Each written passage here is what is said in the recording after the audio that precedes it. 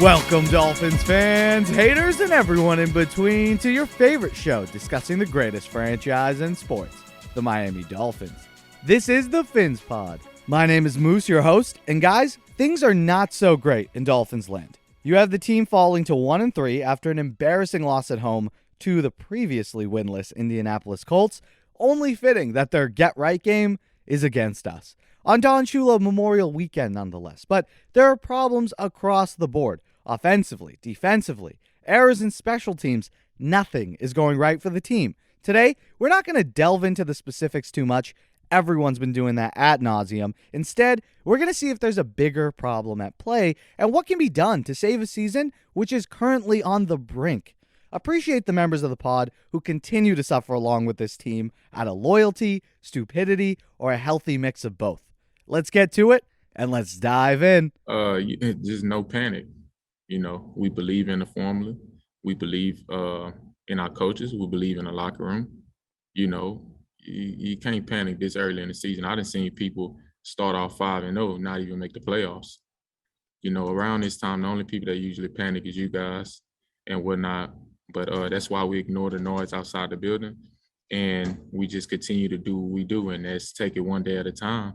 And once we start stringing things together, we'll be just fine. Regarding the game, we'll touch on that quick as well as get into our studs and dud performances, but the biggest takeaway was that the Miami Dolphins did not come to play. Yeah, some guys did. They tried to do their job, but the overall energy that came from Miami was low.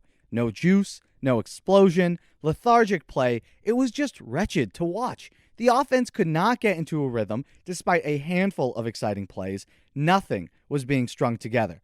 Whoever's calling the plays needs help. And I still think it's George Godsey, despite reports that Charlie Fry is the one calling the plays. Look, Fry is relaying the call to the quarterback, but the decision on what specific play to run, that's coming from Godsey.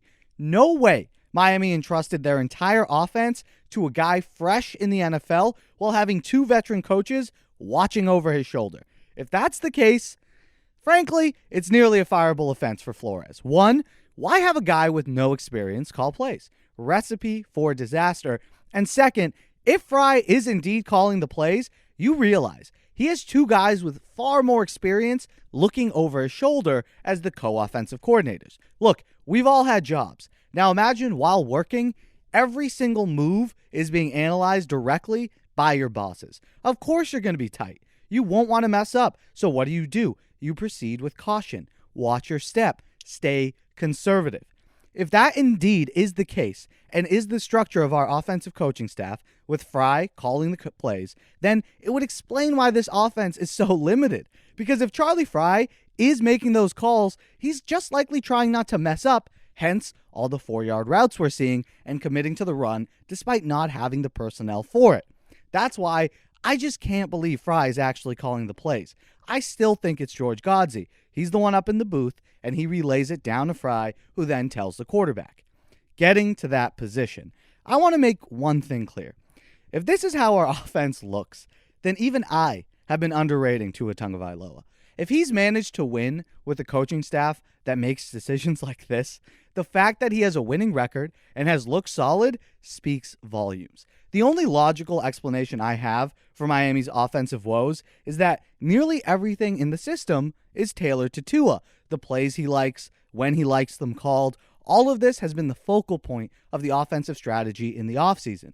So much so that this newly tailored attack can't fit every quarterback. Hence what we're seeing from Jacoby Brissett. Holy moly, is this dude bad. And that's why I don't actually believe that this offense can only be executed by Tua. If that's the case, then we should see a prolific jump in output come week 6. Instead, I think we have a pretty normal offense with RPO, flood concepts, read option, stuff done by quarterbacks all over the NFL. The problem is we have an atrocious one at the helm right now. While the entire fan base is out here clamoring at Brian Flores, some calling for Chris Greer's head, here at the PhinsPod, I want to make my position known. Oh yeah, there are some problems with this team that must be addressed. Yeah, there are questions which need to be answered by the Miami brass.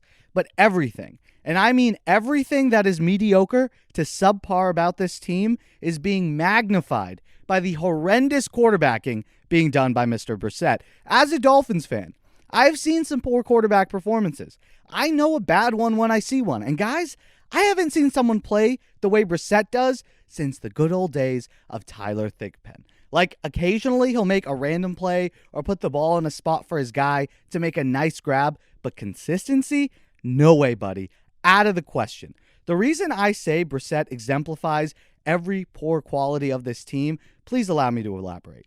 Defenses, when they play the Dolphins, they don't fear Jacoby's ability to throw the ball, so they move up towards the line of scrimmage.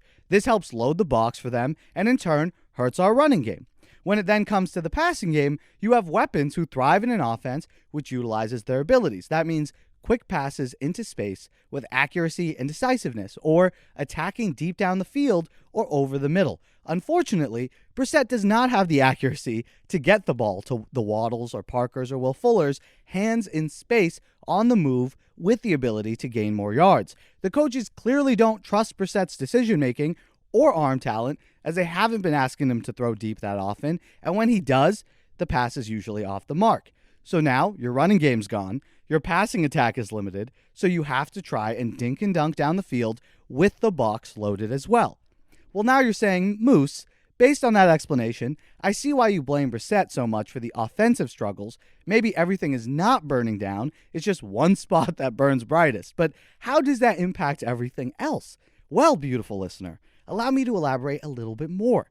When your offense is so abysmal, no drives can be put together, so your defense has to get on the field again and again and again and again. Brissett and this offense are so putrid that people have now gotten to the point that they actually think this defense sucks. Have they been a completely elite unit like we know they're capable of? Of course not. But I implore you to go back and watch the beginning of these games. I know that would be painful, but New England, Vegas, Indy, hell, even Buffalo. For the most part, the defense is not putting Miami in a hole. Despite maybe a big play here or there, they generally get the offense the ball back while keeping it a game. Like I said at the start of these games. But with Brissett now failing to move the ball down the field, missing open reads, holding onto the ball for far too long, nothing gets done on the offensive side. And look at that. The defense trotting back out on the field to try to hold on for yet another drive. As great of shape as Brian Flores likes to claim his squad is in, no human can go at it at a high level for that long on end. Eventually, the bend but don't break philosophy defense breaks. They're getting no rest, no breaks when it comes to game flow, and that is needed when you play complementary football. There is no complementary football being played right now. You can rely on that top defensive unit to win you games here and there, but in today's NFL, you cannot expect to win solely because of defense. Moving on to the studs and duds, as you can tell, my first stud is Mr. Jacoby Brissett. Look, a lot of my criticisms can be thrown out the window, and I will come back to the pod and apologize to him if in 2 weeks, when Tua returns, we continue to look this bad. I'll eat crow. I just don't think that's the case. I think our quarterback play really has been that bad. So bad, it's making everything look so much worse than it actually is. Our first stud, Devontae Parker. He is a beast. The man just looks different this season, and it's a shame that his prime is being squandered as these weeks pass. He's staying healthy, too. Parker finished the game with 4 catches, 77 yards, and a touchdown in garbage time. Our second dud, Justin Coleman. After Byron Jones went down with a quad injury, which he's now day-to-day for, something that, again, we'll get clarity on whether he plays next week in the coming days. But he was replaced by weekly contributor to the duds list, Mr. Justin Coleman. He gets burned play after play, and I'm going to be honest, at some point soon, I'd rather throw out Noah Igbinoghene just to see what you got, because if he's a bust, which I don't think he can be labeled yet, then he'll just make as many mistakes as Justin Coleman. He needs to be replaced in Miami's nickel and dime packages going forward. Our second stud, happy to say this, rookie Jalen Phillips. For the second week in a row, he contributed plenty of snaps, so clearly he's doing something right in practice. And those snaps were meaningful. He got his first half a sack, which he shared with Sam Eguavoen, and in general, he was near the ball on almost every play, getting into the backfield and bothering Carson Wentz. I've said it before and I'll say it again, he was a great pick at 18, and I believe Jalen Phillips is going to develop into a great defensive end for us. Our final dud, Austin Jackson. He was the worst graded lineman of the bunch, and that was the first time starter Greg Manns was at center too. It was his first game in a while, and he outperformed Austin Jackson. Flores was asked if the staff was pondering moving Jackson to left guard, and the fact that he didn't answer with a resounding no should tell you all you need to know about how big of a bust that pick is looking to be. Free agency, the trade block, moving Eichenberg to left tackle, anything. Something has to get done, or we'll continue to see pressure on the left side of the line with no push in the run game. The last stud, Mike Gesicki. In an offense which would use him properly, Gesicki can truly shine and be considered an elite tight end. He's so dependable. And when Miami needs life, they always turn to him every time. Going forward, I want to see them getting that life before they get murdered, considering we start getting him the ball in the fourth quarter with the game nearly out of hand. An honorary dud goes to Jakeem Grant, who, at this point, doesn't even anger me anymore. Honestly, it makes me more angry at the Dolphins' decision-makers for continuously putting this failure out there. He adds nothing, and so far in the year, he's hurt the Dolphins more with 2 critical fumbles. We do need to pay the bills, so we'd like to take a moment to thank today's sponsor. CBDX.com is not your average CBD company. We've all tried CBD, and none of it's like the real deal. CBDX is the real deal, and CBDX.com ships right to your front door. Right now, my listeners get 20% off their orders at CBDX.com with promo code FINS. That's PHINS, FINS. CBDX makes delicious gummies, tremendous cartridges. All products look, smell, taste, and feel the same, and they all actually work. CBDX.com is the future, so head to the website, enter promo code FINS with a PH for 20% off all orders and a free gift from the team over at CBDX. A free gift on top of your order. Remember, don't use CBDX products before driving, operating heavy machinery, or getting tested.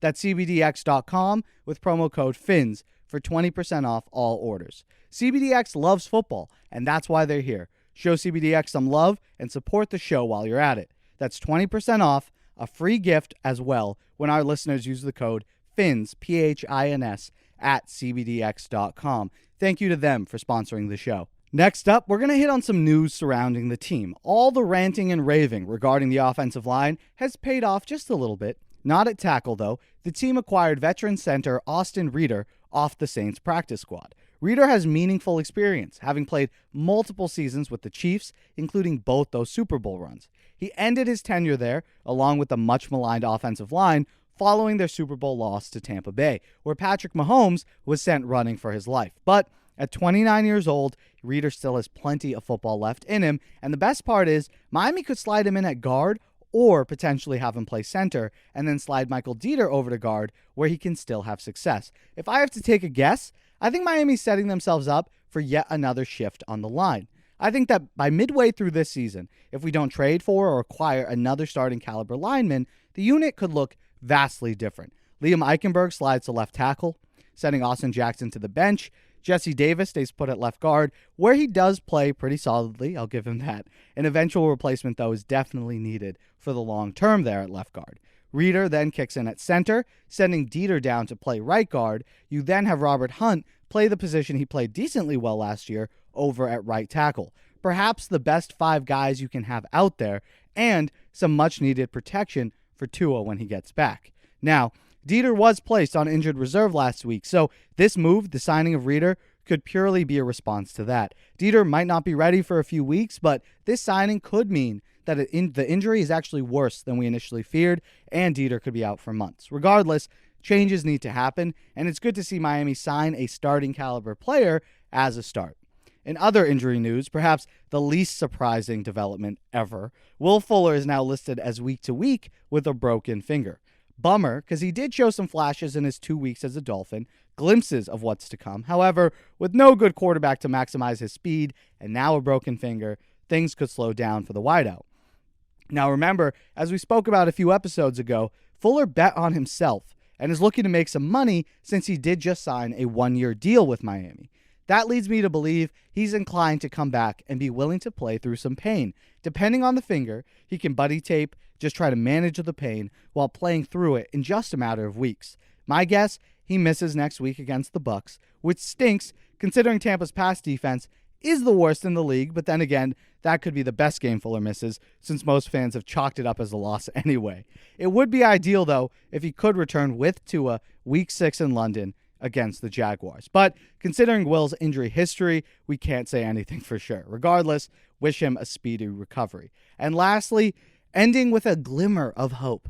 Brian Flores announced that quarterback Tua Tagovailoa has begun throwing again. His recovery looks good, and he's back on track to return off of the injured reserve after this weekend's matchup against Tom Brady and the Buccaneers. I tweeted this, but I'm annoyed. Tua was put on IR, why, in the first place? If he's throwing already, he could probably go this week, and a win would go so far in turning things around. If you saw the shot of him on the sideline for this game, he wasn't wearing that back brace that he was wearing while they were in Vegas. Some would argue, though, that rushing Tua back to the slaughter is a bad idea. But personally, I'll take a 75% Tua over a 200% Brissett any day, especially with your season on the line. Regardless, the report that Tua would be ready to go for the Jaguars, that came directly from Adam Schefter. Vis-a-vis, it came from the team. What do I think that report is? I think it's a quiet shot at all the recent murmur and talking about Miami's renewed interest in Deshaun Watson. They told Schefter, hey guy, here's a report for you to tell everyone. Our quarterback, Tua Tagovailoa, he's going to be ready to ball come week 6. Let the people know. I appreciate all of you for sticking around and continuing to follow the show and this team in the midst of some dark times. Like I said, brighter things are ahead. It just sucks that so much dysfunction is happening right now when we expected so much better. Clarity is going to be found in another month or so, and at that point, we'll be talking about a great turnaround for the squad, or we'll be talking about hot seats and whose seat is the warmest. Until then, stick around. We're going to have plenty more this week leading up to Miami's game against Tampa, and best of all, expect nothing less from my wild ass. After seeing them against the Patriots, I think we have a real shot to get to 2-3 with our guy returning. I'll tell you exactly how we can get that done in the coming days, so be sure to subscribe wherever it is you're listening. Fins up, ladies and gentlemen. Fins up. It's a collective. We just need to do a lot of things better. I feel like, just meeting better, preparing better, practicing better. Anything you can think of, man, we just need to do it better. I think it's no secret that we need to get better at a lot of things, and I think that we just gotta own that and just keep it moving forward. That's going to do it for us here today. Thank you guys so much for listening to the Fins Pod. Hope you enjoyed it. Thank you to Timothy Ritchie and Brian Cougar, members of the pod and supporters of the show over on Patreon. Check that out. Links in the description, or head to patreon.com/FinsPod. Thank you all so much for the continued support, and please remember to like the video if you enjoyed the show. Subscribe just so you never miss a chance to chat about your Miami Dolphins. Remember that the show is available on all platforms: Spotify, Apple, and Google Podcasts, and of course, here on YouTube. If you are listening via Spotify or Apple Podcasts, if you could follow the show or leave a review, that would be greatly appreciated, as it helps other Dolphins fans find the pod. Continue the conversation with us over on Twitter and Instagram at PhinsPod. I hope you all have an amazing day, and until next time, stay safe. Love y'all.